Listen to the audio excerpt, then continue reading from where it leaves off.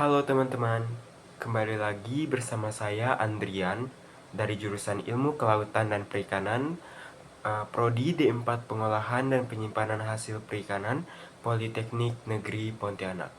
Nah, di video kali ini kita akan membahas tentang metode dan peralatan pembekuan. Pengertian pembekuan. Nah, pembekuan adalah penurunan suhu pusat ikan dan mempertahankannya di bawah 0 derajat Celcius. Berdasarkan SNI, suhu pusat ikan maksimal adalah minus 18 derajat Celcius. Nah, pembekuan merupakan salah satu cara pengawetan ikan dikarenakan terhambatnya atau berhentinya pertumbuhan bakteri.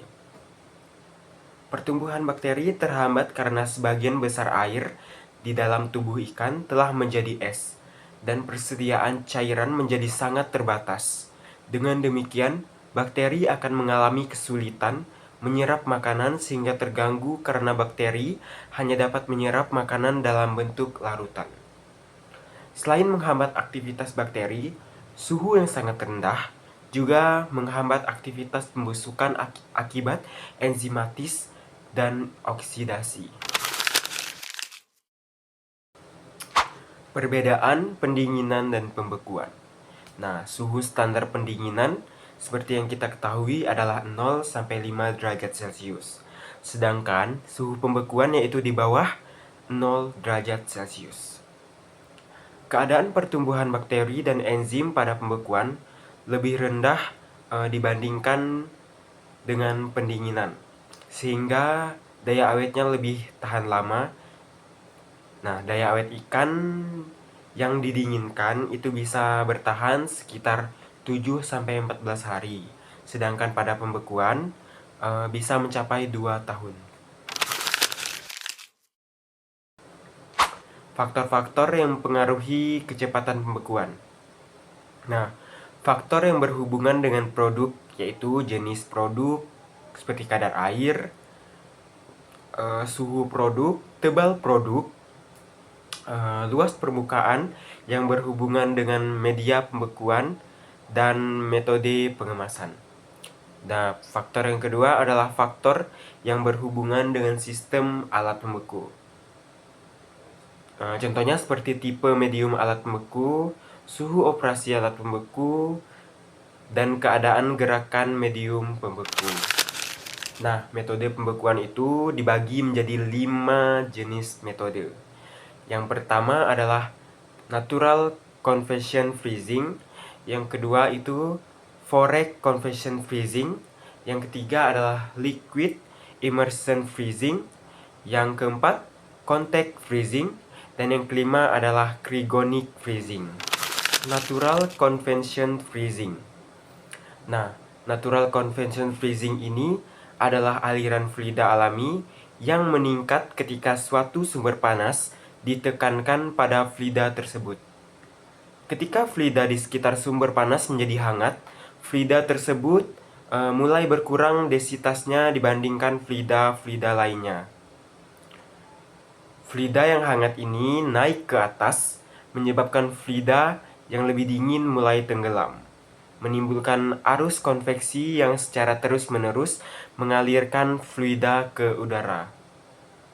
Pada freezer-freezer terdahulu, udara didinginkan oleh blok-blok es yang ditekankan di dekat atap chiller. Nah, konveksi alami ini berlangsung sangat lambat dan tidak dapat dikontrol, sangat bergantung pada ketebalan produk dan suhu udara.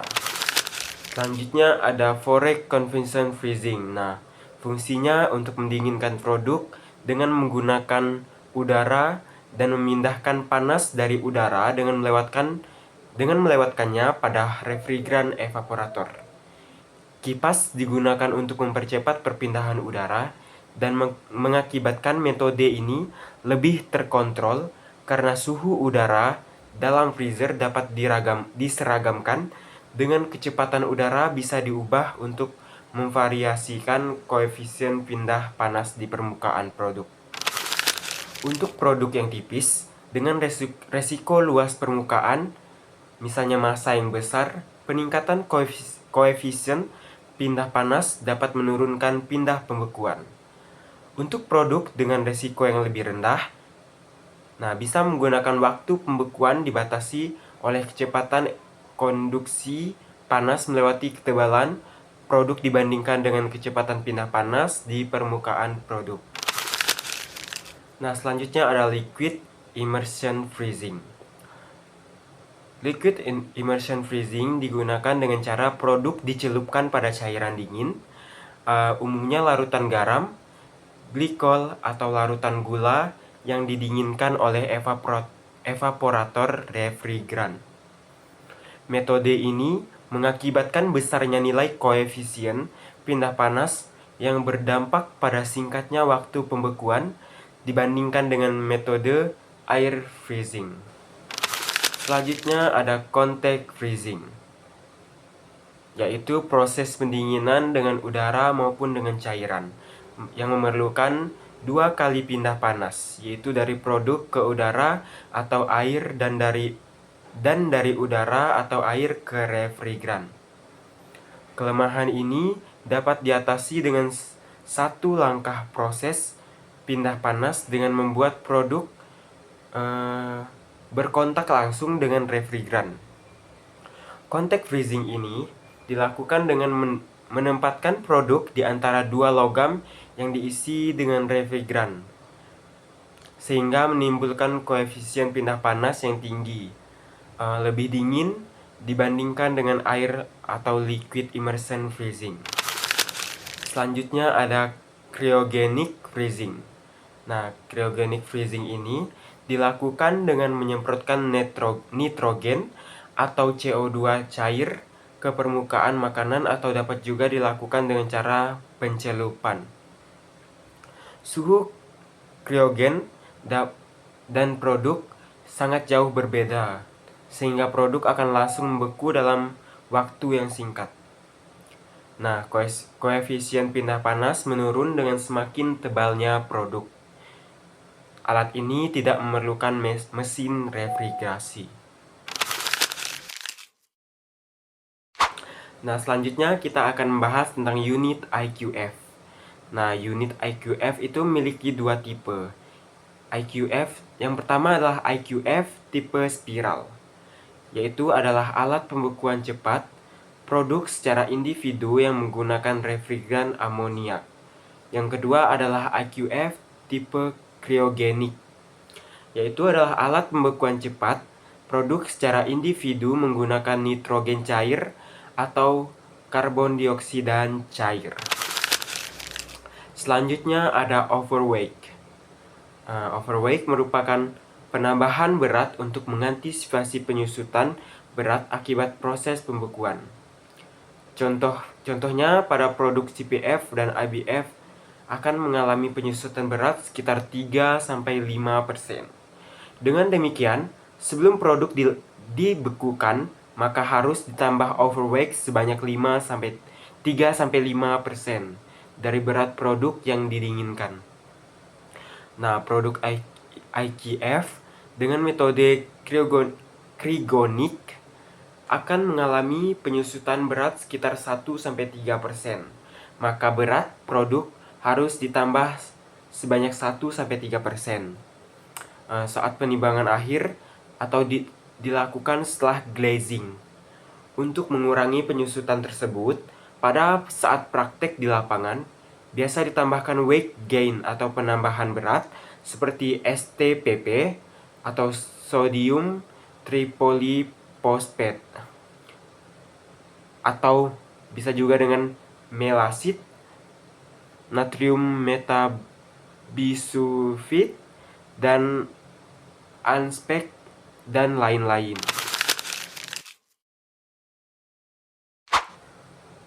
Apa itu glazing? Glazing merupakan proses menutupi pori-pori pada produk yang telah dibekukan dengan menggunakan lapisan es. Glazing untuk produk CPF dilakukan sesaat setelah produk dikeluarkan dari mesin CPF. Caranya dengan melepaskan produk dari cetakan inner pen. Selanjutnya, produk dicelupkan 1 detik ke dalam air dingin bersuhu mendekati 0 derajat Celcius. Glazing untuk produk ABF dilakukan sama dengan cara pada CPF tadi. Glazing produk IQF atau Krigonic dilakukan dengan cara mencelupkan atau menyemprotkan produk dengan air dingin bersuhu mendekati 0 derajat Celcius. Nah, setelah melakukan metode-metode tadi, kita perlu menyimpan produk di dalam cold storage untuk menjaga suhu atau menjaga kualitas produk. Nah, apa itu cold storage? Nah, cold storage merupakan tempat menyimpan produk yang telah dibekukan. Suhu cold storage berkisaran antara minus 22 derajat Celcius sampai dengan minus 24 derajat Celcius dengan fluktuasi suhu kurang lebih dari 2 derajat Celcius. Fluktuasi suhu yang besar dapat menyebabkan produk beku mengalami keretan mikrokropis. Hal ini mengakibatkan jaringan daging rusak sehingga apabila ditewing maka akan terjadi drip loss atau kehilangan cairan yang berlebihan. Nah, produk akan mengalami kesulitan berat yang sangat besar. Umumnya, cold storage dilengkapi dengan anteroom, yaitu ruang antara yang suhunya lebih tinggi dari cold storage namun lebih rendah dari udara luar. Fungsi anteroom adalah untuk menjaga suhu cold storage tetap stabil. Karena apabila ada mobilitas produk yang keluar atau masuk, cold storage harus melalui anteroom terlebih dahulu. Oke, mungkin cukup sekian video tentang metode dan peralatan pembekuan pada hari ini. Terima kasih karena teman-teman telah menonton video ini. Maaf atas kekurangan yang ada pada video ini karena saya juga sedang dalam proses belajar. Oke, mungkin cukup sekian. Saya ucapkan terima kasih. Sampai jumpa di video selanjutnya. Bye-bye.